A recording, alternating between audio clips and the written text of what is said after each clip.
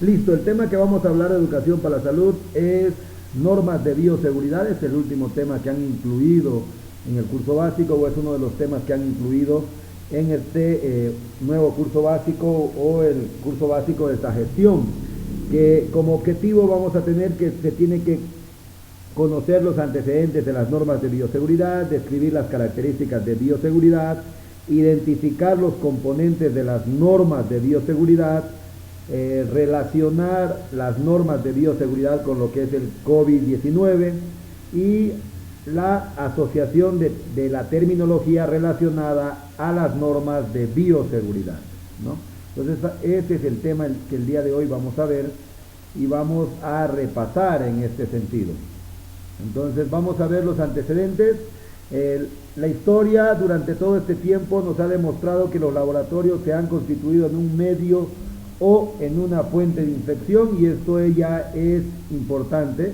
Entonces los laboratorios han constituido un medio o fuente de infección, y se está refiriendo a lo siguiente, ya que si los laboratorios no tuvieran protocolos de bioseguridad, ¿no?, mayormente se podría propagar la mayor cantidad de virus, se podría propagar la mayor cantidad de bacterias que llegarían a producirse o convertirse en armas biológicas. Entonces, estos laboratorios tienen que tener protocolos de bioseguridad, ¿no? Protocolos de bioseguridad que permitan darle a la sociedad una mayor seguridad, ¿no? Entonces, los laboratorios, ya al pasar la historia, se han constituido en un medio o una fuente de infección. A su vez, apoyada de informes publicados a finales del siglo XX, demostraron que los casos de tifoidea, cólera, brucelosis, tétano fueron adquiridos en los laboratorios. También, aparte, antes de que haya algunas pandemias, epidemias, mayormente no había muchos protocolos de seguridad o de bioseguridad en relación a los laboratorios. Entonces, los profesionales que trabajaban en este sentido se fueron enfermando algunas veces, y al enfermarse produjeron que se dé estas enfermedades, ¿no?, en este caso. Entonces, tienen que darse cuenta que todo esta troza que nos acaba de hablar, o este segmento de su texto, nos está diciendo que si los laboratorios no tienen protocolos de bioseguridad, siempre va a haber, en este caso, casos de tifoidea, cólera, brucelosis, tétanos, que van a infectar al personal de salud que está, y de esta manera a la sociedad, ¿no? Obras como El Contagio, que es escrita por en este caso, Girolamo Francostoro, en el año 1546, inició la polémica sobre las repercusiones de las infecciones contagiosas. ¿Qué nos tiene que interesar de este señor, ¿no?, o de este doctor, o de este personal de salud, que en el año 1546 ya empieza a darnos a estos agentes infecciosos? Porque existen enfermedades que no son infecciosas, por ejemplo el cáncer. El cáncer es una enfermedad que no es infecciosa, que no va a transmitirse de persona a persona. En cambio, hay enfermedades infecciosas como el COVID, ¿no?, como el COVID, que sí se pueden transmitir de persona a persona. Y ya este personal de salud, en el año 1546, ya empieza a hablar de estas enfermedades infecciosas. Luego, Luis Pasteur, a través de su obra Teoría Germinal de las enfermedades infecciosas, estableció los medios que los microorganismos poseen para ocasionar la enfermedad. Aparece Luis Pasteur, pero ¿qué nos interesa de Luis Pasteur? Ya sabemos que en el año 1546 ya se conocía de estas enfermedades infecciosas o infecciones contagiosas de persona a persona, en este caso, y Luis Pasteur lo que hace es profundizar en los medios que los microorganismos poseen para ocasionar una enfermedad, ¿no? En otras palabras, Luis Pasteur ya nos empieza a decir cómo es el medio de transmisión de algunas enfermedades infecciosas. En este caso, ejemplo, por decir, en el caso del COVID, forma de transmitir es de persona a persona a través de la saliva, ¿no? Por eso es que se usa barbijos, en este caso. Entonces Louis Pasteur nos empieza a dar a través de su obra los medios de cómo estos microorganismos pueden infectarse de un paciente a otro paciente. En el caso del cólera es a través del agua, en el caso de las iras es a través de las enfermedades respiratorias, es a través de lo que son las gotitas de la saliva, ¿no? Por las vías respiratorias. Entonces Louis Pasteur es el que nos da esta situación de ver cómo se transmite un microorganismo de un individuo a otro individuo. Ya en el año 1865, el barón Joseph Lister crea las normas para el trabajo en quirófano mediante la aplicación de técnicas antisépticas y el uso de ácido carbólico como desinfectante, ¿no? Entonces, primero empezamos con conocer a las enfermedades infecciosas contagiosas. Luego aparece Louis Pasteur y nos enseña lo que es el medio de cómo un microorganismo se puede infectar de una persona a otra, y aparece ya en el año 1865 el barón Joseph Lister, el que nos va a permitir el conocimiento de técnicas antisépticas, ¿no? Técnicas antisépticas. Y entre estas técnicas antisépticas, el uso de ácido carbólico como si fuera un desinfectante. Y en el año 1941, Meyer y Eddy publicaron un estudio de 74 infecciones de laboratorio como la brucelosis que se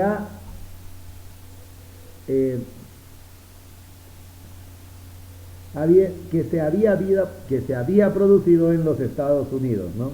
Y concluyeron que la manipulación de cultivos y especímenes o la inhalación de polvo en contenido de con organismos de Bruselas constituye un peligro inminente para quienes trabajaban en los laboratorios. Entonces ya empiezan los estudios sobre estos microorganismos y cómo se puede prevenir estas enfermedades infectocontagiosas, ¿no? Entonces ya en el año 1941, Meyer y Eddy publicaron este estudio de 74 infectados en laboratorio, atribuyendo a que algunos casos como el descuido o la mala técnica de manipulación y materiales infecciosos, ¿no? En este caso. Entonces, mayormente en ese tiempo, con esta investigación del año 1941 con Meyer y Eddy, lo que dieron a entender es lo siguiente, de que los problemas o las infecciones que se daban con la brucelosis simplemente era por el descuido o la falta de indumentaria adecuada o la falta de materiales adecuados para la desinfección, ¿no?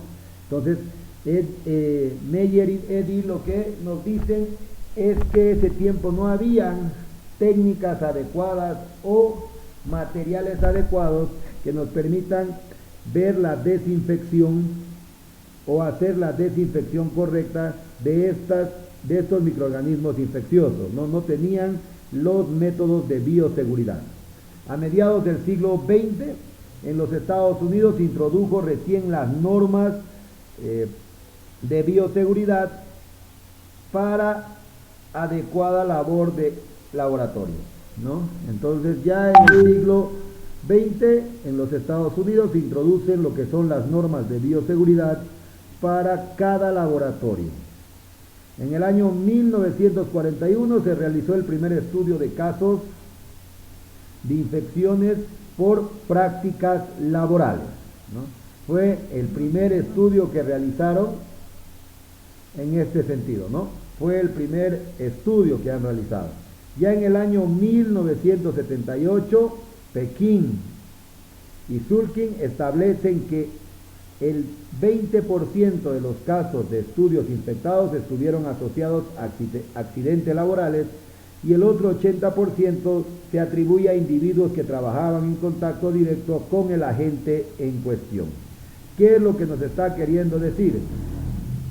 nos está queriendo decir que los estudios que vienen ya desde el año 1978 y más antes nos demuestra que la infección de estas enfermedades contagiosas tienen que ver con accidentes laborales, por el caso de que hay un mal manejo de los protocolos. Uno, no hay el equipo adecuado, ¿no? Por eso es que los médicos contraen lo que es el COVID, y es lo que constantemente en las noticias uno puede observar, ¿no?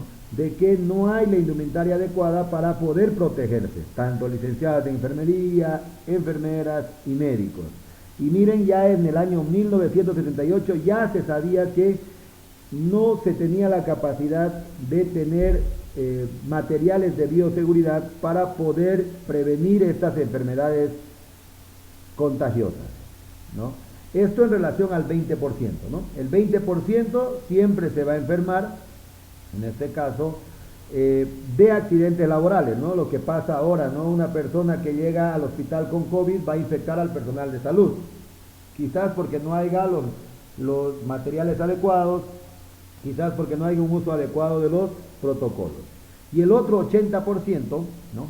El otro 80% ya se va a infectar porque está en contacto directo con el agente en cuestión, ¿no? Personas que no cumplen, por decir, el uso de barbijos, personas que constantemente están saliendo de sus domicilios de forma innecesaria, esas ya se pueden infectar en un 80%.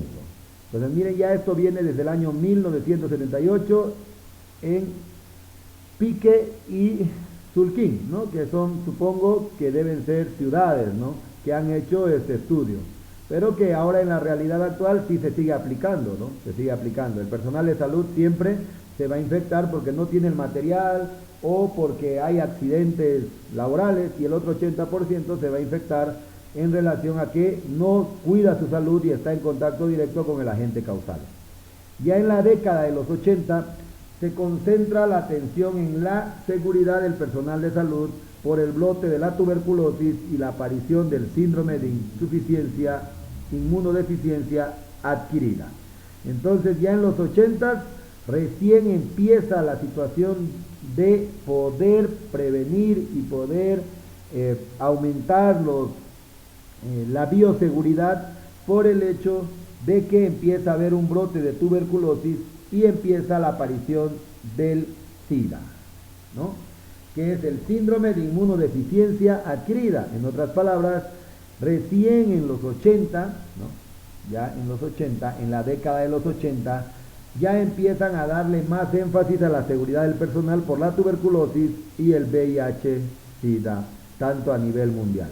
Las infecciones ocupacionales, como los virus de la inmunodeficiencia humana, el VIH, ocurrieron en profesionales de laboratorio. Entonces, nuevamente empiezan los términos de bioseguridad en relación al personal de laboratorio, ¿no? Pero en este caso ya le dan un poco más de énfasis por el brote de la tuberculosis y el VIH-SIDA. A su vez, son considerados propensos hasta 10 veces más para infectarse por algunos patógenos que la población en general. Eso es importante. El personal o el profesional de laboratorio o el profesional de salud es propenso, ¿no? O son considerados propensos hasta 10 veces más para poder infectarse por algún patógeno que la población en general. ¿Qué quiere decir? Que el personal de laboratorio o el personal de salud se puede infectar, tiene la probabilidad de infectarse 10 veces más con el COVID en esta pandemia actual. La Organización Mundial de la Salud, o también conocida como OMS, reconoce que la seguridad, y en particular la seguridad biológica, son importantes cuestiones de interés internacional frente a este problema en el año 1983, ¿no? Publicó la primera edición del Manual de Bioseguridad de Laboratorio, y quizás eso nos interesa, ¿no? La Organización Mundial de la Salud en el año 1983 publica la primera edición del Manual de Bioseguridad del Laboratorio, documento que alentaba a los países a aceptar y aplicar conceptos básicos en materia de seguridad biológica y elaborar códigos nacionales de práctica para la manipulación sin riesgo de microorganismos patógenos en los laboratorios que se encuentran dentro de las fronteras nacionales, ¿no? Entonces la Organización Mundial de la Salud da lineamientos, ¿no? Lineamientos que nos van a permitir nosotros tener una mayor seguridad o bioseguridad en los laboratorios. Ya en el año 1993 se publica la segunda edición de dicho manual de bioseguridad en laboratorio y en el año 1997 surge la tercera edición. El 25 de mayo del 2005, en el caso de la 58 Asamblea, ¿no?, Mundial de la Salud, se aprueba la resolución WHA 5829, que es simplemente el reforzamiento de la bioseguridad en los laboratorios. Ya esto acontece el 25 de mayo del 2005, ¿no? Se aprueba esta resolución, que es el reforzamiento de la bioseguridad en el laboratorio. Ante la situación de emergencia creada por los riesgos de la pandemia, como fue la gripe aviar, otras enfermedades con potencial endémico, la Organización Panamericana de la Salud apoyó la adopción de esta resolución en las regiones de América. Considerando que la bioseguridad forma parte de los elementos esenciales del sistema de gestión de la calidad y de la vulnerabilidad de la comunidad ante la difusión natural, accidental o intencional de los agentes biológicos de alto riesgo para la salud y el medio ambiente, ¿no? Entonces, ¿qué hizo que la Organización Panamericana de Salud?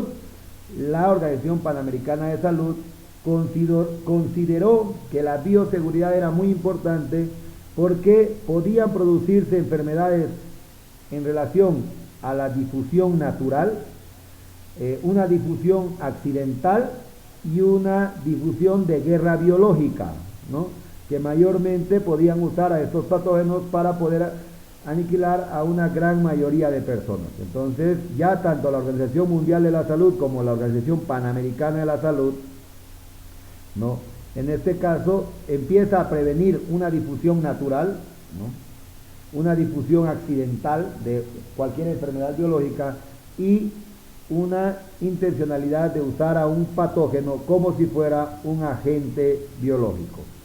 Un aspecto importante a tomar en cuenta dentro de la bioseguridad es el logo o signo universal de color naranja rojizo fluorescente, empleado en industrias de laboratorio y servicios de salud. Eso es importante, ¿no? Es cómo reconocer, ¿no?, cómo reconocer el logo de la bioseguridad, ¿no? El logo de la bioseguridad es un logo o signo universal de color naranja, rojizo y fluorescente, que mayormente lo emplean las industrias como laboratorios y servicios de salud.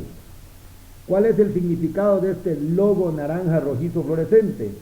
Significado: representa estar ante la presencia de un riesgo biológico. Entonces, el significado de este logo o de este emblema o de este signo es que se encuentra en presencia de riesgo biológico y que se debe se debe tomar precauciones necesarias de acuerdo al tipo de riesgo. El logo fue diseñado por Charles Baldwin en el año 1967, ¿no?, y fue publicado por la revista Science, en este caso. Conociendo los antecedentes y en este caso y el proceso que condujo al surgimiento de la bioseguridad, a pesar de revisar su definición, los principios y la terminología relacionada a la bioseguridad y su relación con el COVID-19. Entonces, ¿qué se ha hecho? Se ha adaptado todo lo que acabamos de ver o razonar ahorita y aprender de la historia, se ha adaptado para lo que es la pandemia actual que vive el planeta, en el COVID-19. Antes los términos de bioseguridad eran en relación a ¿qué? A la tuberculosis, bioseguridad en relación al VIH, ¿no? Entonces ahora ya estos reglamentos o estas terminologías se están adecuando a las nuevas pandemias, en este caso a lo que es el COVID-19. Definición.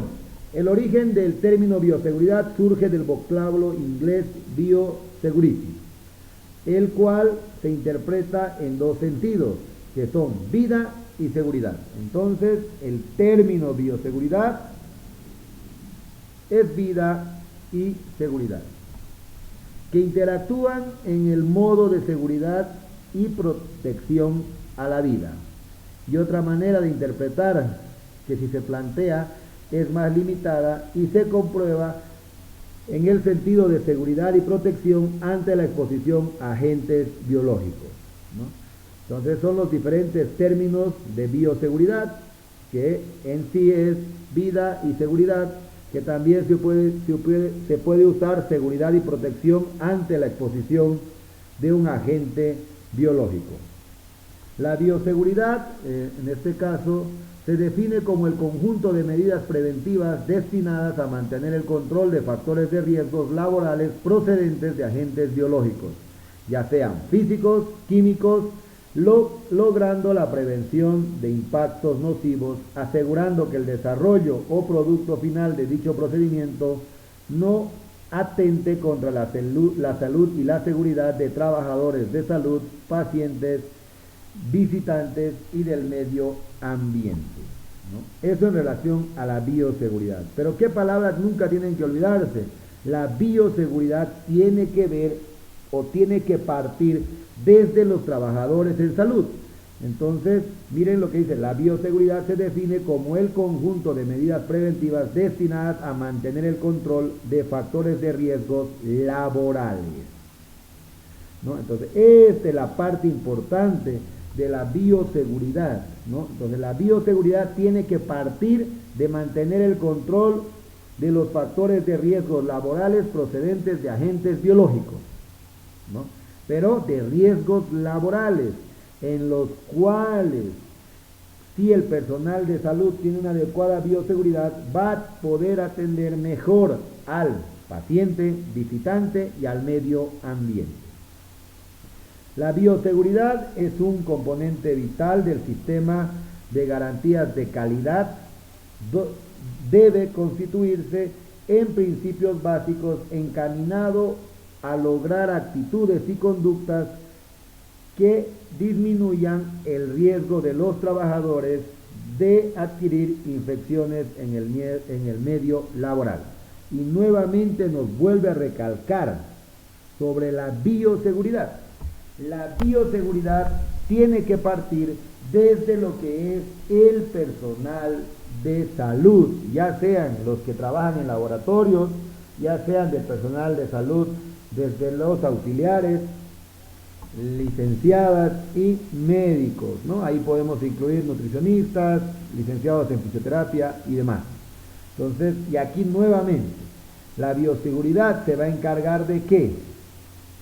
De actitudes y conductas que disminuyan el riesgo del trabajador de adquirir infecciones en el medio laboral. Eso en relación a la bioseguridad, ¿no? Principios de la bioseguridad. La bioseguridad se basa en tres principios esenciales. ¿Cuáles son? 1. La universalidad. 2. El uso de barreras de protección. Y 3. Los medios de eliminación de materiales contaminados, ¿no? Esos son los tres principios de bioseguridad. Comencemos con la universalidad. La prevención incluye a todos los pacientes de la masa laboral. En este caso, el personal debe seguir las precauciones tradicionales para poder evitar la exposición de la piel, las mucosas al contacto con sangre o cualquier fluido corporal del paciente. Y nuevamente nos vuelve a decir que la bioseguridad tiene que ver con el personal de salud, o en este caso de la masa laboral, ¿no? Todo el personal de salud, ¿no? Y de una vez que todo el personal de salud evite o siga los protocolos adecuados de bioseguridad, y evite que haya una exposición a su piel, mucosa, sangre o cualquier otro fluido corporal del paciente. Todo el personal debe cumplir las precauciones estándares rutinarias para prevenir la exposición que puede dar origen a una enfermedad o a un accidente. Y aquí nuevamente nos vuelve a referir que la bioseguridad tiene que partir desde el personal de salud, ¿no? Por eso el personal de salud usa guantes, por eso es que usa una bata, por eso es que tiene que usar un barbijo, por eso es que tiene que usar lentes y compañía. Entonces la universalidad se refiere a todo el personal de salud que tiene que seguir los protocolos. Eso quiere decir estándares rutinarios, los protocolos. En este caso, usar barbijo, alcohol en gel, usar su guardapolo o usar su traje de bioseguridad. Eso en relación al COVID, ¿no? Todos deben usar. Eso en relación al personal de salud. El uso de barreras de protección. El empleo de materiales adecuados que se interpongan al contacto directo de la sangre, fluidos, orgánicos potencialmente contaminantes, por ejemplo los guantes, no evitan los accidentes, pero disminuye las consecuencias. En otras palabras, ¿para qué nos sirve el uso de barreras de protección? Para disminuir sus consecuencias. Eso es lo importante, ¿no? Porque para eso nos sirve. Claro que por más que tenga el personal de salud todo el material adecuado, ¿no?, o tenga todos los trajes de bioseguridad, siempre va a ser propenso a infectar.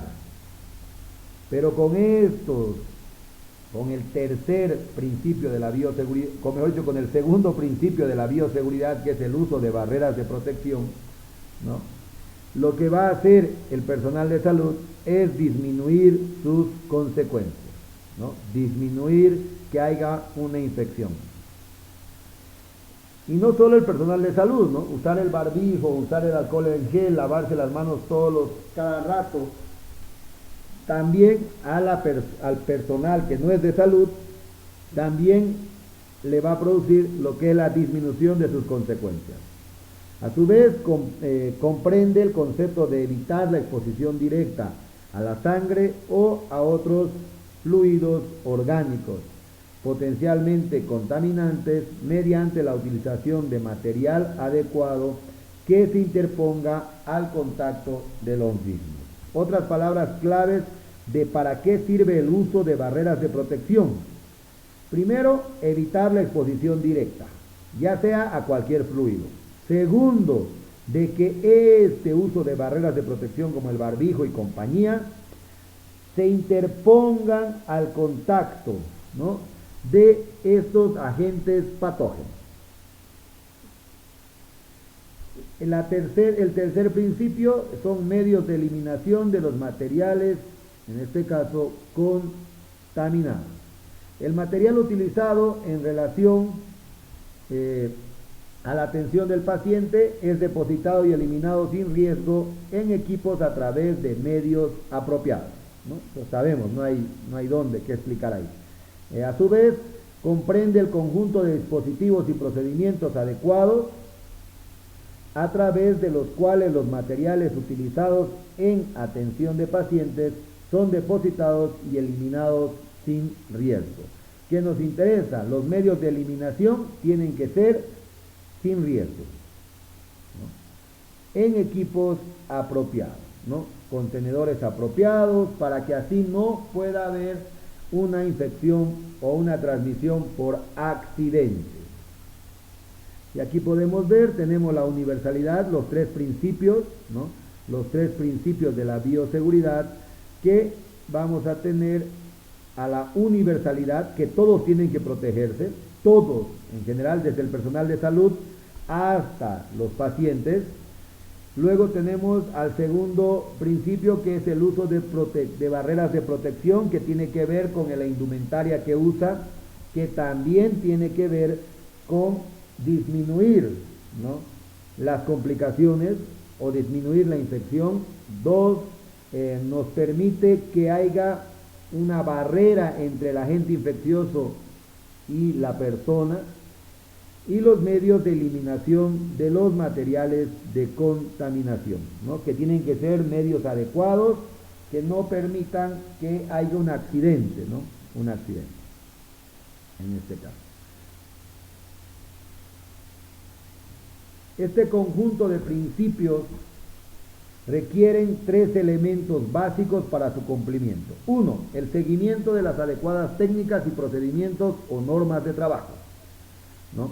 Entonces, estos elementos, el primer elemento tiene que ver que se tiene que seguir los protocolos de forma adecuada, ¿no? Si nos han dicho que tenemos que usar barbijo, tenemos que usar lente y tenemos que usar alcohol en gel, todos deberíamos usar. Entonces, para que estos principios de bioseguridad, universalidad, uso de materiales de protección y eliminación de materiales contaminados se cumplan y puedan tener la mayor eficacia posible, se tienen que seguir estos 3 elementos básicos. Primero, se tiene que seguir la norma, el seguimiento adecuado de las técnicas, procedimientos y normas de trabajo. 2. La contención y el aislamiento físico del agente patógeno mediante la utilización de equipos de aislamiento o seguridad, en este caso contención primaria, y mediante el adecuado diseño y construcción de instalaciones del lugar de trabajo, que sería una contención secundaria. Y el tercer factor que nos puede ayudar es la formación y la capacitación del personal en el seguimiento de las adecuadas prácticas o normas de trabajo y en el correcto uso y mantenimiento de los equipos de la instalación. Existen niveles de bioseguridad en condiciones bajo los cuales los agentes biológicos pueden comúnmente manipularse de forma segura. Tenemos los diferentes niveles de bioseguridad. Primer nivel de bioseguridad, segundo nivel de bioseguridad, en este caso, tercero y cuarto nivel de bioseguridad. El primer nivel de bioseguridad son centros de enseñanzas básicas y investigación que no requiere equipo de bioseguridad, salvo una pileta para lavamanos en este caso, ¿no? Entonces, el primer nivel de bioseguridad se va a dar en centros de enseñanza básica o investigación, donde no hay gran cantidad de agentes patógenos. Entonces, que solo va a requerir, por decir, una pileta para lavarse las manos. El nivel número 2, que son servicios de atención primaria, donde ya va a haber un diagnóstico, donde ya va a haber, en este caso, investigación, ya requiere un equipo de protección básica. Un centro de atención primaria se está refiriendo a una posta de salud, ¿no? Una posta de salud. El tercer nivel, o nivel 3 de bioseguridad, es donde hay servicios de diagnóstico especial en investigación y requiere de equipo especial. El cuarto nivel, en este caso, es las unidades de patógenos peligrosos, que requiere de equipo especial, salida con duchas y eliminación especial de residuos. Continuando, vamos a ver lo que es la bioseguridad y riesgos. Los agentes biológicos se pueden clasificar en 4 grupos de riesgo. Tenemos al grupo de riesgo número 1, al grupo de riesgo 2 y al grupo de riesgo 3. Y a nuestro cuarto grupo de riesgo. Hasta ahí. El grupo de riesgo número 1, agentes biológicos no asociados con enfermedades en humanos, saludables ni en animales, con bajo riesgo para el individuo o la comunidad. Entonces pueden haber agentes biológicos, en este caso, en el grupo 1, que no estén asociados a enfermar a humanos, ¿no? No asociados con enfermedades humanas. Si recuerdan, en biología celular, el tema 1 de biología celular nos dice que los virus de los vegetales no pueden infectar a un animal, ni el virus del animal puede afectar a un vegetal. En este grupo de riesgo número 1, ¿no? En este caso de agentes biológicos, de estos agentes biológicos, en este grupo, vamos a encontrar a esos virus vegetales que no van a enfermar a un humano, ¿no? En este caso, que son de muy bajo riesgo.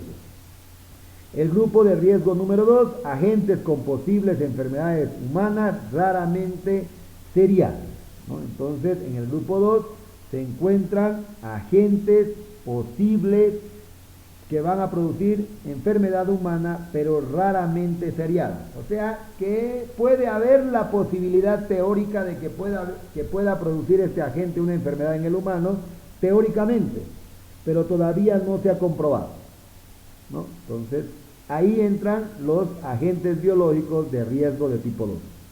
El riesgo de diseminación de la infección es moderada para el individuo y bajo para la comunidad, y existen medidas terapéuticas prevenibles en este caso, ¿no? Entonces, los agentes biológicos que se encuentran en el grupo de riesgo 2 son enfermedades raras que podrían afectar al humano o a la raza humana. En el grupo de riesgo 3 son agentes asociados con enfermedades humanas letales. Eso es lo importante del grupo de riesgo 3 o de agentes biológicos del grupo de riesgo 3. Están asociados con enfermedades humanas letales. El contagio entre individuo infectado es poco común, es decir, alto riesgo individual y bajo riesgo a la comunidad. Por lo tanto, existen medidas preventivas disponibles. Algo importante de este tercer grupo de agentes patógenos es de alto riesgo individual y de bajo riesgo a la comunidad. ¿Qué quiere decir? Que estos agentes patógenos solo pueden llegar a matar a una persona y le es muy difícil infectar a otra persona.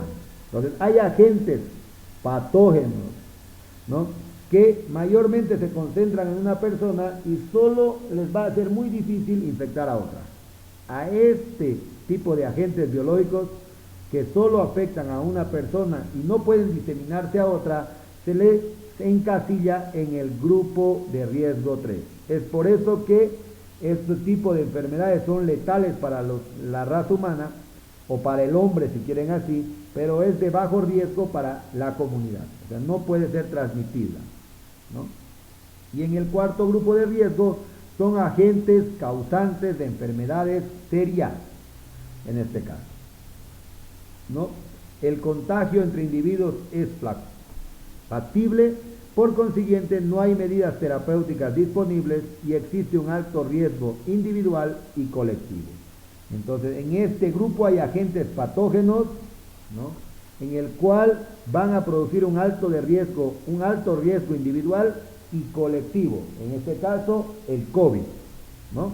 Tanto es grave y letal y una enfermedad seria para un mismo individuo como para la comunidad.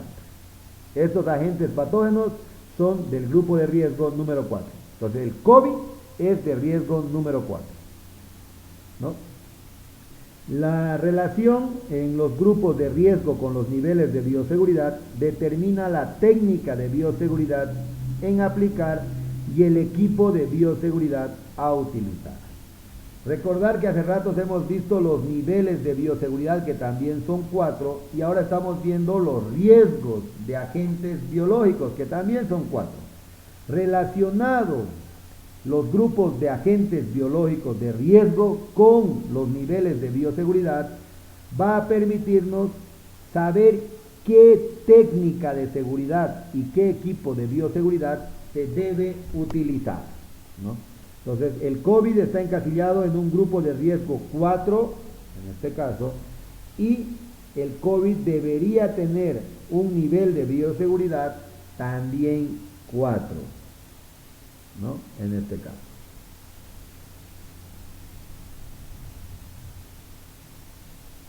Medidas generales de prevención, ¿no? ¿Cuáles son estas medidas generales? Lavado y desinfección de manos.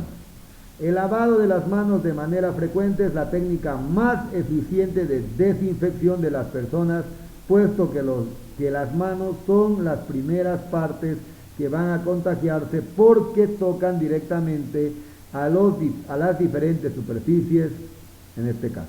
El lavado de manos debe realizarse con agua y jabón entre 40 a 60 segundos, cumpliendo los siguientes procedimientos que constan de 11 pasos. Algo importante, lavado de manos, técnica más eficiente, eso es lo importante. Entonces, el lavado de manos es la técnica más eficiente de la desinfección, ¿no? Por eso es que para el COVID lo usan, ¿no? La técnica más eficiente de desinfección. ¿Cuánto tiempo se debe lavar la mano? Entre 40 y 60 segundos. ¿Con qué? Con agua y jabón. ¿Cuántos pasos tiene el lavado de manos? Consta de 11 pasos secuenciales, ¿no? Desde el 0, en este caso, hasta el 11. Y ahí quizás les pregunten, ¿no? Entonces, desde el 0 hasta el 11, ¿no? Consideran al 0 como un número, ¿no? Entonces, del 0 hasta el 11. Mójese, el primero sería, el 0 sería mójese las manos con agua. El 1 sería deposite en la palma de la mano una cantidad de jabón suficiente para cubrir toda la superficie de la mano. 2, frótese las palmas de las manos entre sí. 3, frote la palma de la mano derecha contra el dorso de la mano izquierda, entrelazando los dedos o viceversa. 4, frote las palmas de las manos entre sí con los dedos entrelazados. 5, frote el dorso de los dedos con una mano con la palma de las manos opuestas, agarrándose los dedos y viceversa. El paso 6, frote con movimientos de rotación el pulgar izquierdo atrapándolo con la palma de la mano derecha o viceversa. 7, frótese la punta de los dedos de las manos derecha contra la palma de la mano izquierda, haciendo un movimiento de rotación y viceversa. 8, enjuague las manos con bastante agua. 9, seque con una toalla desechable o toalla limpia. 10, cierre el grifo con la toalla desechable. Y 11, en este caso, sus manos son seguras. Son los 11 pasos desde el 0 al 11 del lavado de manos que tiene que acontecer aproximadamente en 40 a 60 segundos. En este caso, 1 minuto, ¿no? Y aquí están, el paso 0, mójese la mano, ¿no? Ahí. El paso 2, tiene que depositar en las palmas de las manos una cantidad de jabón suficiente para poder cubrir toda la superficie de la mano. En el paso 2, frótese las palmas de las manos entre sí, como se mira en la imagen, de manera circular. En el paso 3, frótese las palmas de las manos derecha contra el dorso de la mano izquierda, entrelazando los dedos y viceversa, ¿no? Y viceversa. O sea, primero el dorso de la mano izquierda y luego el dorso de la mano derecha. O viceversa. ¿Qué quiere decir viceversa? O al revés, dice, ¿no? Eso viceversa. El 4 dice, frótese las palmas de las manos entre sí con los dedos entrelazados, ¿no? Como se puede ver en la imagen.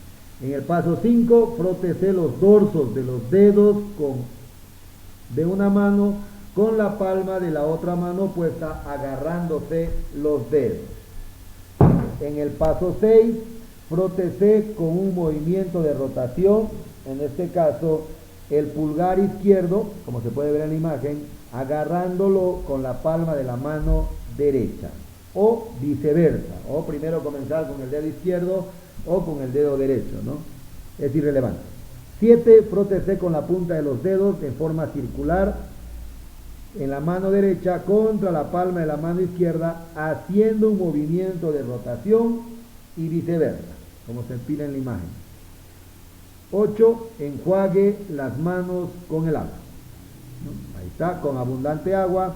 9, séquese lo que es la mano con una toalla desechable o limpia. Y 10, que la toalla sirva para cerrar el grifo, ¿no? Que la toalla, no tus dedos, ni las manos, que el grifo se cierre con la toalla desechable. Y el 11, sus manos ya están completamente seguras. Este lavado de manos es el más eficiente para desinfectar, tiene que durar aproximadamente de 40 a 60 segundos. ¿Con qué se hace? Con agua y con jabón. Luego del lavado de manos se debe proceder a la aplicación del desinfectante y a base de alcohol entre 20 a 30 segundos, siguiendo la secuencia de 8 pasos, en este caso, ¿no?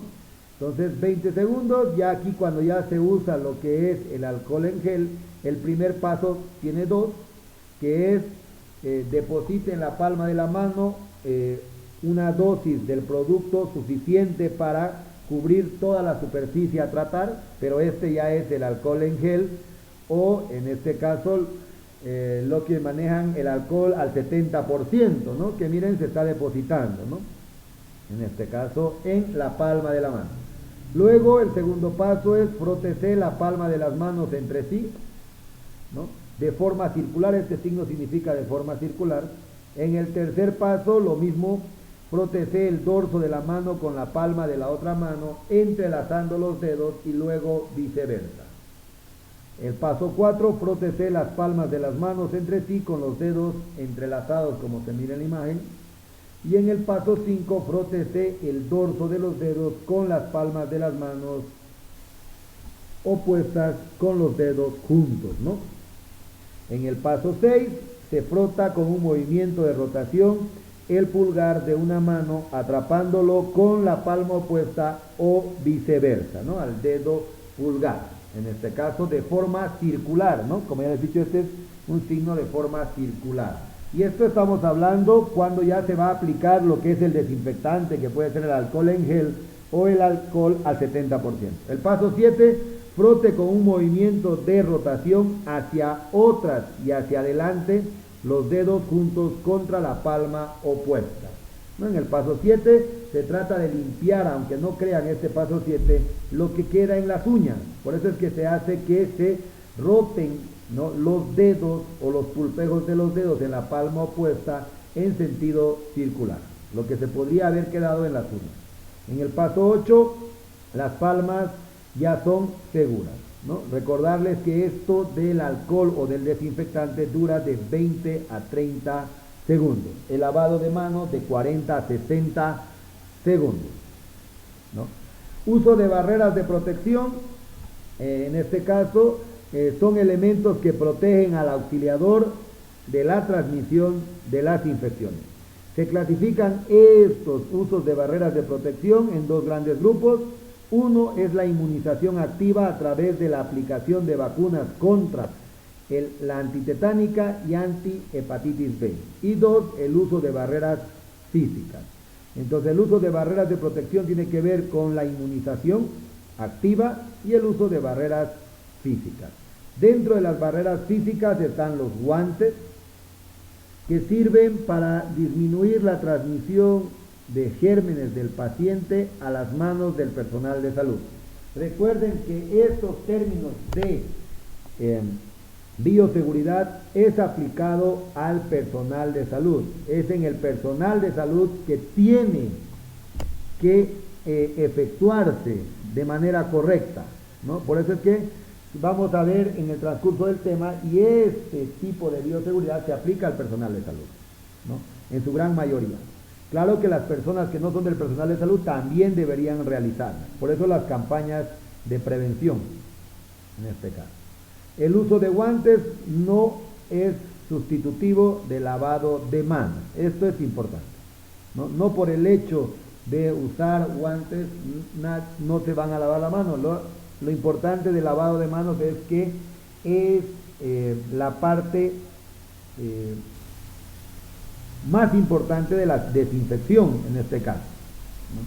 Es el método más eficaz que hay y actualmente existe. Utilizar guantes limpios, no necesariamente estériles. Previo a la esterilización de la técnica no invasiva. En este caso, cuando se usa guantes limpios, pero no estériles. Cuando se va a realizar una técnica no invasiva, cuando se va a realizar solo exploración, previo al contacto con sangre o fluidos corporales, previo al contacto con material contaminado, y en caso de que el profesional tenga lesiones, escoriaciones, cortes u otras lesiones en la piel de las manos. Entonces es muy importante usar guantes, ¿no? En este caso, limpios o estériles. Si se va a utilizar lo que son guantes estériles, y cuando se utilizan, cuando se realizan técnicas o procedimientos invasivos como una cirugía, cuando se utilizan curaciones o procedimientos que requieran técnicas estériles, ¿no? Cuando se va a realizar una punción venosa central, cuando se va a hacer una curación quirúrgica de una herida, se usan también guantes estériles cuando se hacen procedimientos invasivos, procedimientos que interrumpen la barrera tegumentaria o mucosa del paciente. Quitarse los guantes, ¿cuándo se deben quitar? Luego del uso con un paciente, ¿no? Solo los guantes sirven para usarse con un paciente, y luego después del uso del guante también se deben lavar las manos. Entonces, ¿cuándo se deben quitar? Antes de atender a otro paciente, y nuevamente lavarse las manos. Para atender a otro paciente, lavarse las manos. Recordar que el uso de guantes no suprime el lavado de manos. Entonces, si se quitan los guantes, necesariamente tienen que volver a lavarse las manos. Si atienden a 20 pacientes, tienen que lavarse 20 veces las manos. A su vez, ¿cuándo deben quitarse los guantes? Antes de tocar áreas limpias, áreas donde se prepara la medicación. Otro método de barrera o de protección, en este caso, es la mascarilla. El uso de una mascarilla quirúrgica, que es un barbijo común, es una de las medidas profilácticas para limitar la propagación o la de distintas enfermedades respiratorias, entre ellas el COVID. Sin embargo, tenemos que considerar que esta mascarilla quirúrgica o barbijo común por sí sola no va a dar una protección suficiente, o debemos tomar otras precauciones igualmente de importantes, que se debe combinar con una buena limpieza y desinfección de las manos, el entorno, ya que si no se utiliza la mascarilla correctamente, no va a haber una reducción del riesgo de transmisión. Entonces, la mascarilla sí es eficiente para enfermedades respiratorias como el COVID, pero se tiene que combinar con el lavado de manos, con la técnica de la desinfección de las manos con alcohol en gel y alcohol al 70%. Existen mascarillas especiales, como podemos ver, tenemos la mascarilla N95, que son frecuentemente de uso para el personal quirúrgico de salud o para el personal que está en contacto con enfermedades infecciosas como el COVID. La mascarilla N95 no es una mascarilla exclusiva del COVID. La mascarilla N95 es para enfermedades infecciosas, ¿no? Es una mascarilla para enfermedades infecciosas. El manejo adecuado de la mascarilla quirúrgica o barbijo común debe seguir los siguientes pasos. Y nuevamente, lavarse las manos con agua y jabón, y recordar que lavarse las manos con agua y jabón es el proceso más eficiente de desinfección y tiene que durar en 1 minuto aproximadamente y tiene 11 pasos. Luego, la desinfección a base de alcohol, que tiene 8 pasos y dura de 20 a 30 segundos, ¿no? Para el uso adecuado de la mascarilla, lávese las manos con agua y jabón y con desinfectante a base de alcohol. 2. Inspeccione la mascarilla del barbijo para evitar si tiene rasgaduras o agujeros. 3. Oriente hacia arriba la parte superior donde se encuentra la tira de metal del barbijo. 4. Asegúrese de orientar hacia afuera el lado correcto de la mascarilla o barbijo y el lado coloreado para que se amolde a la forma de la nariz, ¿no? Esto es importante, el lado coloreado. Se van a dar cuenta que ustedes, cuando usan estos barbijos que son comunes, no son el N95, se van a dar cuenta que siempre tiene 2 colores, ¿no? Entonces, se tiene que asegurar de orientar hacia afuera el lado correcto de la mascarilla o barbijo común, el lado coloreado, ¿no? El que tenga color, y para que se pueda moldar a la forma de la nariz. 5. Tire hacia abajo la parte inferior de la mascarilla para que cubra también lo que es la boca y la barbilla. Asegúrese que no existan espacios entre la cara y la mascarilla y asegurándose que se cubra la boca y la nariz en todo el tiempo que se tenga puesta la mascarilla. 6. Evitar tocar el barbijo mientras lo usa, ¿no? Y ese paso mayormente no lo cumplimos. Constantemente para hablar nos los bajamos, nos los subimos, lo tocamos. Entonces no se debe tocar la mascarilla luego de haber sido colocada. 7. Después de usar la mascarilla, cuando se humedezca, retírela agarrando la cinta elástica detrás de la oreja, manteniendo la mascarilla alejada de lo que es la cara, la ropa, las manos, para no tocar las superficies potencialmente contaminadas. Entonces, cuando uno se retira la mascarilla, tiene que agarrarlo de la tirita elástica, ¿no? Y no tocar la parte que ha entrado en contacto, ya sea con la boca, con la nariz, porque es por ahí donde se da la parte de la transmisión de las infecciones. 8. Deseche la mascarilla o barbijo en un contenedor cerrado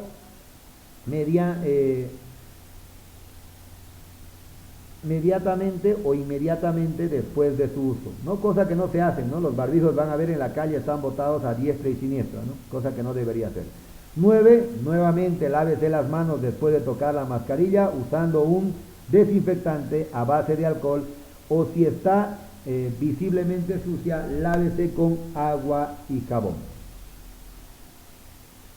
En el caso de la mascarilla, ¿no? Una vez que uno se ha retirado la mascarilla, trate siempre de lavarse las manos, ya sea con un desinfectante, y si están a poderse lavar las manos con agua y jabón, mejor.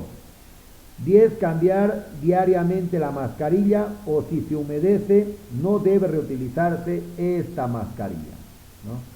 Entonces aquí vamos a ver un gráfico cómo utilizar una mascarilla médica de forma segura, ¿no? Para ponerse primero la mascarilla, lavarse las manos antes de tocar la mascarilla. 2. Compruebe que la mascarilla no tenga ninguna rajadura o ningún agujero. 3. Localice la parte superior donde se encuentre el metal o el borde rígido. 4. Compruebe que la parte coloreada dé al frente, ¿no? La parte coloreada de la mascarilla dé al frente. Ahí van a tener cuidado, y eso tienen cuidado, les pregunten, ¿no? Porque en educación para la salud todos los temas para los docentes son importantes, ¿no? Todos los temas. Y ponen la misma cantidad de preguntas, no importa que sea largo, corto o pequeño. Todos ponen lo mismo. En este caso, el siguiente paso, coloque la pieza de metal o el borde rígido sobre la nariz. En el siguiente paso, cúbrase la boca, la nariz hasta la barbilla, o sea, toda la superficie nasal y bucal. Ajuste la mascarilla a la cara de modo que no quede aberturas por los lados, ¿no? Bien pegado. Evite tocar la mascarilla. Quítese la mascarilla por detrás de las orejas, pero usando las liguitas, y nunca entre en contacto con la parte de la mascarilla que está en contacto con la cavidad nasal o bucal. Esto para retirarlo, ¿no?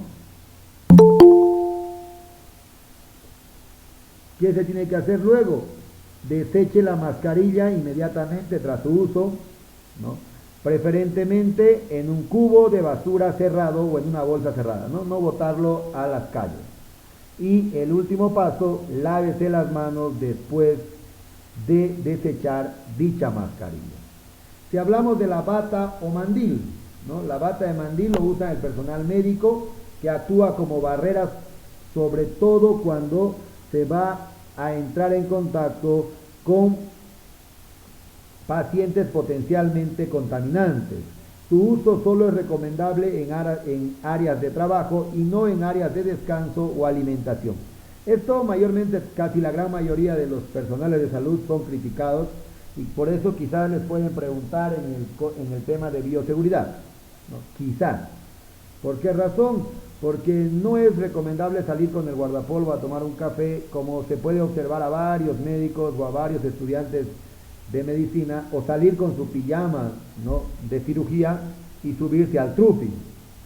O sea, no está permitido, no es ir en contra de bioseguridad, pero uno siempre observa, ya sea un estudiante de medicina o a un médico residente, que sale, ¿no?, con su pijama y está andando libremente, ¿no? Entonces no se debería hacer eso. Solo se usa la pijama y el barbijo en el área de trabajo.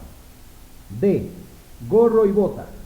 Pueden ser descartables o reutilizables. Mayormente últimamente se usan los descartables, ¿no? Igual que el barbijo, igual que los guantes, los gorros y las botas. Se debe utilizar en caso de riesgo para poder prevenir salpicaduras, contaminación del calzado o del cabello. Es de regla general utilizar botas y gorras en áreas quirúrgicas, hemodiálisis, cuidados intensivos, neonatales, debido al alto riesgo de contaminación de estos servicios.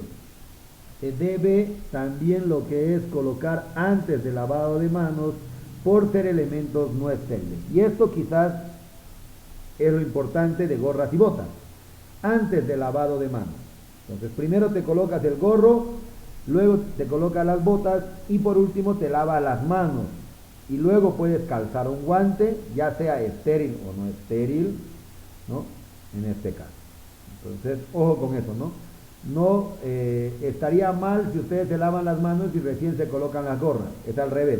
Primero se colocan las gorras y las botas y después se lavan las manos. Otro método de protección en este caso son los lentes, que se deben utilizar como forma de protección para los ojos, adaptables al rostro. Deben cubrir completamente el área periocular, o sea, alrededor del ojo. Se recomienda utilizar para la atención de emergencias quirúrgicas, sala de operaciones, centros obstétricos y procedimientos invasivos, y en este caso necropsia, ¿no? Entonces aquí podemos ver, tenemos en esta imagen que ya ha incluido su libro, tenemos a los métodos de barrera en protección, y si comenzamos por el orden, tenemos que tener los guantes, lo que va luego el alcohol en gel, lo que va el barbijo, y a esto me refería, siempre la parte coloreada va hacia afuera, ojo con eso, ¿no? Y una vez, creo que cuando estábamos en la parte presencial, yo les decía por qué la diferencia del uso de color de barbijos, ¿no? Porque él es medio más claro y el otro es más oscuro, ¿no? Siempre la parte coloreada va afuera, siempre, ¿no? Ahora con estos barbijos artesanales, ya no hay cómo, ¿no? No hay cómo saber cuál es la parte coloreada. Entonces ahí también, hay veces uno por cuidarse mejor, comete los errores de bioseguridad, ¿no? Entonces la parte coloreada del barbijo siempre tiene que ir afuera. Tenemos a las pijamas, que son estas, ¿no? Luego las gafas, que ahora se van a dar cuenta que ya estas gafas han sido sustituidas por un tipo de gafas que tienen un tipo de artesanales que ya han hecho, pero ya se ha vuelto muy médicas, las gafas estas que son enterizas, que protegen todo el rostro, ¿no? Las zapatillas en este caso. Y el guardapolvo, que se puede ver en la imagen.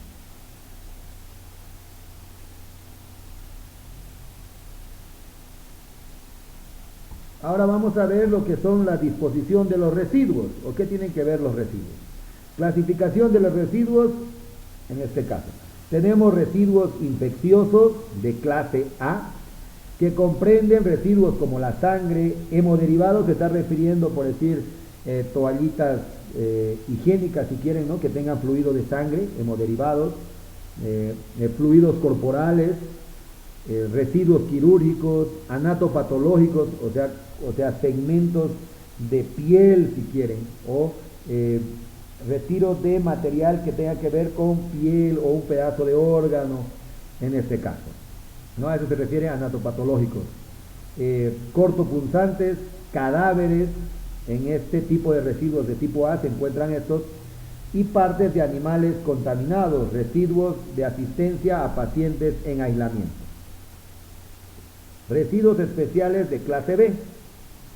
En este caso comprende a los residuos radioactivos, residuos farmacéuticos, residuos químicos peligrosos. Los residuos comunes de clase C son residuos corrientes, como papel, envoltorio, residuos orgánicos, resultantes de la alimentación del paciente, internados y ambulatorios. Y aquí podemos ver en esta imagen los diferentes tipos de residuos. Residuos infecciosos de clase A: sangre, hemoderivados, jeringas, cadáveres y compañía, ¿no? Los residuos especiales de clase B son productos farmacéuticos y radioactivos, y los residuos comunes de clase C: papel, botellas y residuos de comida, ¿no? En este caso. 2. Almacenamiento de los residuos. ¿Cómo se tienen que almacenar y dónde se tienen que almacenar estos residuos? Mayormente los residuos se tienen que almacenar o se va a realizar en recipientes de plástico. 2. Bolsas de polietileno, en este caso. Bolsas o bidones rígidos para materiales cortopunzantes, en este caso, ¿no? Entonces, ¿en dónde tenemos que almacenar estos tres tipos de residuos? Clase A, clase B y clase C. Entonces, los residuos de plásticos que deben ser de fácil lavado, peso ligero, resistentes, identificados, ubicados estratégicamente para cada tipo de residuos. Son bolsas, en este caso, respetando el código de colores y la simbología, en este caso. Bolsas de polietileno, impermeables, tienen que ser, con un espesor, eso quizás les pregunten, de 60 a 120 micrones, sin roturas o imperfecciones, resistentes. La distribución también tiene que ver por colores, en este caso, deben ser de acuerdo al tipo de residuo: rojo para los residuos infecciosos, azul para los residuos especiales o farmacéuticos y negro para los residuos comunes, en este caso, ¿no? Aquí es importante también el código de colores y la simbología en los recipientes de plástico. En los bidones rígidos es para material cortopunzante, envases rígidos con tapa con abertura, capacidad de llenado hasta de 3/4 de su capacidad, identificado y cerrado herméticamente. Los residuos cada vez o una vez recolectados son llevados a un depósito final del servicio de salud para su posterior recojo por los vehículos dependientes de la planta de manejo y el tratamiento de residuos hospitalarios. Esto quizás les lleguen a preguntar. Los residuos hospitalarios no van a la basura común. Los residuos hospitalarios son recogidos por EMSA por en este caso, un contenedor diferente y especializado para residuos hospitalarios. Ahora vamos a hablar de lo que es la bioseguridad y el COVID-19. Teniendo en cuenta que las medidas de bioseguridad implementadas en China y en otros países para poder evitar lo que ha sido el contagio del COVID-19, se considera importante implementar medidas similares en el ámbito nacional. Existen evidencias científicas que describen que las formas de transmisión indirecta en las que una persona puede contraer el COVID al tocar una superficie u objeto contaminado o tocar luego su propia nariz, boca, ojos. Por esto se considera limpiar y desinfectar los objetos y superficies, especialmente los que se manipulan con frecuencia en espacios públicos y donde existe una mayor afluencia de personas. Estas van a ser medidas necesarias implementadas en el procedimiento de bioseguridad para evitar tipos de contagio y propagación de la enfermedad del COVID-19. De todo lo que hemos leído, ¿qué nos interesa? Primero, el COVID puede tener una transmisión indirecta. ¿Qué quiere decir? Que si tú tocas lo que la persona infectada ha tocado, por ejemplo, un vaso, una taza, o te subes al mismo transporte público y tocas, no sé, un fierro, ¿no? O un pasamanos o una silla, puedes llegar a transmitir o infectarte de COVID-19. Eso nos interesa de todo lo que hemos leído. Entonces, las medidas de bioseguridad implementadas en China nos demostraron que hay una transmisión indirecta, ¿no? ¿Qué es lo que tenemos que hacer en este caso nosotros? Entonces tenemos que considerar, limpiar y desinfectar los objetos y superficies de manipulación con frecuencia de los espacios públicos, ¿no? Entonces, de todo lo que hemos leído sobre el COVID en bioseguridad, sacamos esto que es importante. Uno, que hay una transmisión indirecta, que te puedes transmitir por agarrarle la mano a otra persona, agarrar el mismo cubierto con otra persona, ¿no? Entonces, de esta manera es importante lavarse las manos antes de tocar algo, desinfectarte las manos con alcohol en gel o alcohol al 70% antes de tocar algo, y de esta manera lo que tratan de hacer o lo que debería aplicarse según este texto de bioseguridad, ¿no? Lo que debería aplicarse es que en todos lados, ya sea en baños, ya sea en aulas, ya sea en todo, debería haber siempre alcohol en gel o alcohol al 70% para de esta manera tocar antes algo, ¿no? Entonces, eso es lo que menciona nuestro texto de bioseguridad y COVID para esta gestión en el curso básico, ¿no? Entonces, ojo con eso, ¿no? Entonces, la palabra clave, transmisión indirecta. Entonces, todo tiene que ser limpiado y desinfectado. Es por eso que es recomendable que la persona ande con su alcohol en gel y antes de tocar. Y eso debería de volverse hábito, ¿no? Antes de tocar algo, debería primero desinfectar, ¿no? Por el tipo de transmisión indirecta. A su vez, se incluye a las medidas generales de prevención, 1, la higiene respiratoria, ¿no? Etiqueta de la tos, que comprende el lavado, y nuevamente, lavados de mano con frecuencia y el uso de desinfectante en gel. Cubrirse la boca, la nariz, con el codo flexionado o con un pañuelo al toser o estornudar. Deseche posteriormente el pañuelo en un recipiente de residuo sólido específico para esto y lávese las manos con agua y jabón o desinfecte las manos con desinfectante a base de alcohol. Entonces, ya hablando del COVID, solo necesitamos, en este caso, que para tocar algo, en eso resumiríamos todo, ¿no? Quieren tocar algo, ya sea una toallita higiénica, ya sea tocar, no sé, un pañuelo, ya sea tocar un lapicero, en este caso, tienen que lavarse las manos antes de tocar, ¿no? Antes de tocar, tienen que lavarse las manos o usar un desinfectante de la base de alcohol. Si van a lavarse las manos, son 11 pasos y dura 1 minuto, ¿no? Y si van a usar el alcohol en gel, dura 20 segundos aproximadamente, ¿no? 20 segundos. Entonces, evitar toser los ojos, la nariz y la boca.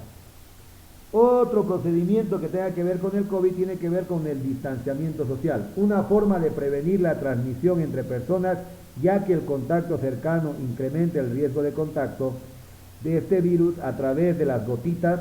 Esto es importante, las gotitas son las que transmiten, las gotitas de la saliva que expulsa una persona infectada al toser, al hablar o al estornudar. Tiene que tener por lo menos o evitar las aglomeraciones o mantener una distancia de 1.5 metros de distancia entre personas. Y esto también quizás les puedan preguntar, que es otro error que se comete,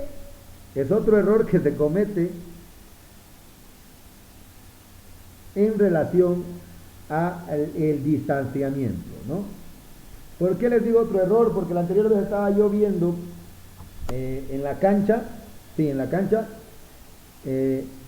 este caso 1 metro son 100 centímetros, entonces es 1,5 metros, y una señora decía, pero para que puedan acercarse más, 1,5 metros o 1,5 metros quiere decir, decían, ¿no? En este caso, 1,25 metros. Y no es así, ¿no? 1,5 metros quiere decir 1,5 metros, 150 centímetros, ¿no? Y hay veces quizás por tener mayor clientela o por confundirse con las medidas, dicen, ¿no?, que 1 metro o un distanciamiento tiene que ser de 1,25 metros, y no es así, es 1,50 metros o 150 centímetros de distancia de una persona a otra persona, ¿no? Entonces ahí van a tener cuidado. Ese es el distanciamiento adecuado. Y evitar aglomeraciones, ¿no? Evitar aglomeraciones. Aquí está, de una persona a otra persona, tiene que haber de 1,5 metros, ¿no? No puede haber aglomeración en este caso. Las desinfecciones de la superficie, ya les he explicado por qué tiene que haber una desinfección de la superficie, por el hecho de que en China o en los otros países del primer mundo hay una transmisión o una infección indirecta, ¿no? Entonces se tiene que desinfectar todo, o la persona antes de tocar algo tiene que lavarse la mano, ¿no? Antes, ya sea después de tocar o antes de tocar, tiene que lavarse, y mejor si se lava antes y después, ¿no? Entonces, una vez que tocó, se lavó. Una vez que dejó de tocar el objeto, también se lavó, ¿no? Entonces, eso es importante. La desinfección de las superficies, el cual consiste en limpiar de forma rutinaria las superficies con las que estamos en contacto con más frecuencias, como mesas, manijas de puerta, escritorio, grifos, artículos electrónicos, el ambiente como el domicilio o lugar de trabajo. Para esto pueda emplear artículos de limpieza de uso doméstico o desinfectantes, a su vez siguiendo las instrucciones de preparación para evitar accidentes. Desde ya, por la transmisión indirecta que existe, ¿no?, en la bioseguridad con el COVID, es recomendable siempre lavarse las manos antes de tocar y después de tocar, ¿no? ¿Por qué razón? Porque es la manera más eficaz de desinfectar, ¿no? Por eso es recomendable antes y después, ¿no? Tocó algo, te lavas. Antes de tocar, igual te lavas. O simplemente te lavas con alcohol, ya sea un billete, ya sea mesa, ya sea un lapicero, en este caso. Desinfectantes y su preparación y el tiempo de acción y la superficie a desinfectar. Solución jabonosa, su preparación es diluir el jabón de lavavajillas, otros detergentes, hasta formar una solución espumosa en la cantidad de agua que requieran. Tiempo de acción, 2 minutos, y se puede hacerlo en toda la superficie. Desinfectantes orgánicos, su preparación se da en un recipiente de 1 litro de 0,25 ml de desinfectante orgánico, y el restante completar con agua de grifo la mezcla, obtener 1 litro de solución al 0,01%, su tiempo de acción 10 minutos, y también se puede desinfectar todas las superficies. Amoníaco cuaternario, que últimamente o antes en el COVID estaba muy de moda los amoníacos cuaternarios, pero había que prepararlos, ¿no? Y no había, y ahora ya ha aparecido en spray, ¿no? No necesita disolución generalmente. Estos amoníacos cuaternarios generalmente son productos en spray, pero no había mucho, entonces mayormente se escuchaba antes que se tenía que preparar en el COVID, ¿no? Su tiempo de acción de 5 a 10 minutos, y se usa en el ambiente. Alcohol al 90 o 96%. Preparar en un recipiente de 1 litro 700 ml de alcohol, y el restante completar con agua de grifo. De la mezcla se obtendrá 1 litro de solución al 70%. El alcohol recomendable es el alcohol al 70%, el que mayormente todo mundo usa, pero si tú lo quieres preparar y quieres preparar alcohol al 70%, te compras un alcohol al 90 o 96% y lo disuelves o lo diluyes para que sea un alcohol al 70%. 70 ml de alcohol en un litro de agua, ¿no? Algo importante, completar, o sea, ¿qué es lo que haces? Pones en una jarra de 1 litro, pones 70 ml de alcohol, 700 ml de alcohol, y el resto lo aumentas con agua, ¿no? Y de esta manera te da un alcohol al 70%. ¿Cuánto es su tiempo de acción? 5 minutos, y en este caso se puede aplicar a toda la superficie. Hipoclorito de sodio al 8%, se prepara en un recipiente de 1 litro de 12 ml de hipoclorito, en este caso este es el cloro, ¿no? Hipoclorito de sodio, y el restante completar con agua de grifo. La mezcla obtendrá 1 litro de solución a 0,1%. ¿Cuánto es su tiempo de acción? 10 minutos. Sirve para baños, ¿no? En este caso, a su vez, ingresos a pasillos. Se puede utilizar para humedecer un trapo, para desinfectar calzados al ingreso de los domicilios. ¿Cuántos tipos de hipoclorito tenemos? 2, ¿no? El hipoclorito de sodio del 5.5% y el hipoclorito de sodio al 8%. ¿Cuál es la diferencia de estos hipocloritos? Simplemente que en el hipoclorito de sodio del 5.5% se usa 18 ml en 1 litro de agua, y el hipoclorito de sodio al 8% se usa 12 ml en 1 litro de agua, ¿no? Y tienen el mismo tiempo de acción.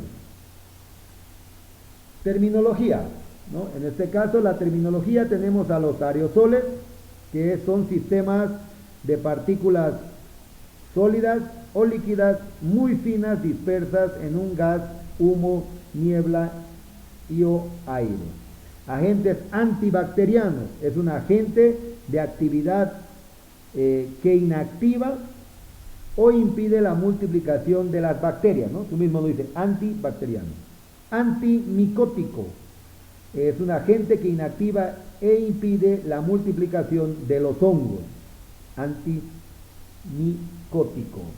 ¿no? Agente antimicrobiano, es un agente responsable de la eliminación e inhibición del crecimiento de microorganismos. No confundir el agente antimicrobiano con el antibacteriano. El antibacteriano elimina las bacterias. El antimicrobiano va a eliminar bacterias, parásitos y virus, y quizás hasta hongos. Si el antimicrobiano es muy bueno. Microbios están, bacterias, parásitos y virus, ¿no? Y hongos.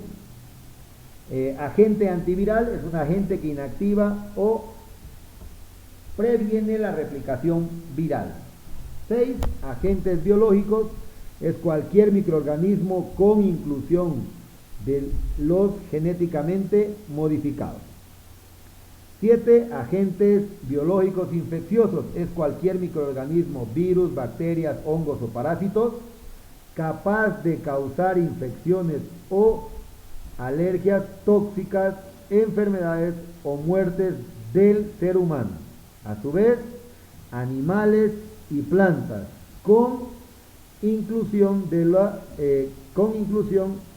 genéticamente modificada, ¿no? Entonces, estos agentes biológicos infecciosos mayormente lo que usan como arma biológica, ¿no? Para que estos puedan atacar, invadir y causar muerte, infecciones, alergias, toxicidad o enfermedades en humanos, animales y plantas. Han sido genéticamente modificados. Agente infeccioso son microorganismos como bacterias, virus, hongos, protozoarios capaz de producir una infección en un huésped susceptible. Antisepsia, en este caso, uso de un agente químico antiséptico sobre la piel u otros tejidos para evitar la infección, inhibiendo el crecimiento de los microorganismos. Antiséptico es un agente químico responsable de controlar o inhibir la proliferación de microorganismos. ¿Qué es almacenamiento? Es el resguardo temporal de residuos debidamente clasificados e identificados dentro de un establecimiento de salud. Análisis de riesgo es el estudio relativo al proceso de identificación del peligro y la estimación del riesgo. Áreas contaminadas, zonas donde existe potencial agente biológico o radioactivo. Área no contaminada, zona donde no existe, en este caso, exposición a agentes biológicos, químicos o radioactivos. Asepsia, ¿no? Libre de gérmenes o microorganismos. Bacteria, microorganismo unicelular que se clasifica del reino de las procariotas.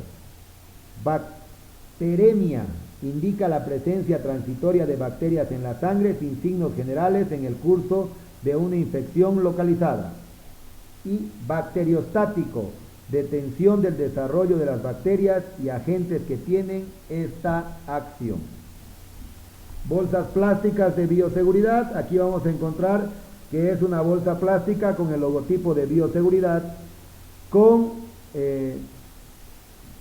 micro específico que tiene coloración de acuerdo al residuo a destinarse, ¿no?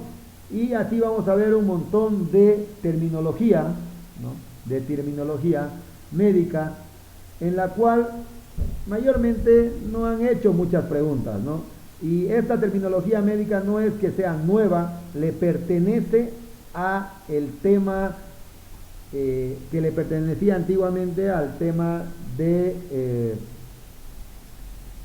atención primaria en salud, ¿no?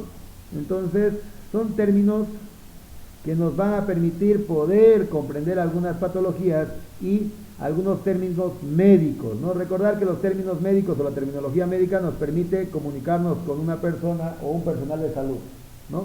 A otro personal de salud.